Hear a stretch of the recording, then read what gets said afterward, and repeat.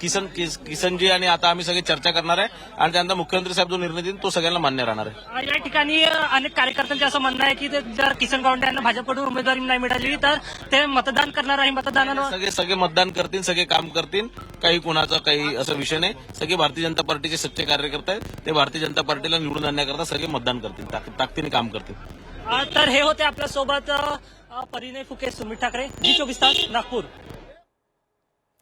तर परिणय फुके यांनी महत्त्वाची माहिती दिलेली आहे।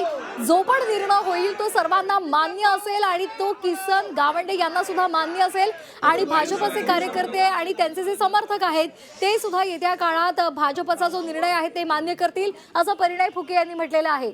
तर नागपूरमधला हा हाय व्होल्टेज ड्रामा आपण पाहतोय। नागपूरमध्ये अर्ज माघारीवरून हा ड्रामा झालेला आहे। कार्यकर्त्यांनी गावंडे यांना घरातच रोखून धरलेलं आहे। अपक्ष निवडणूक तुम्ही लढवायचीच, अर्ज मागे घ्यायचा नाही अशी या कार्यकर्त्यांची आणि त्यांच्या समर्थकांची मागणी आहे।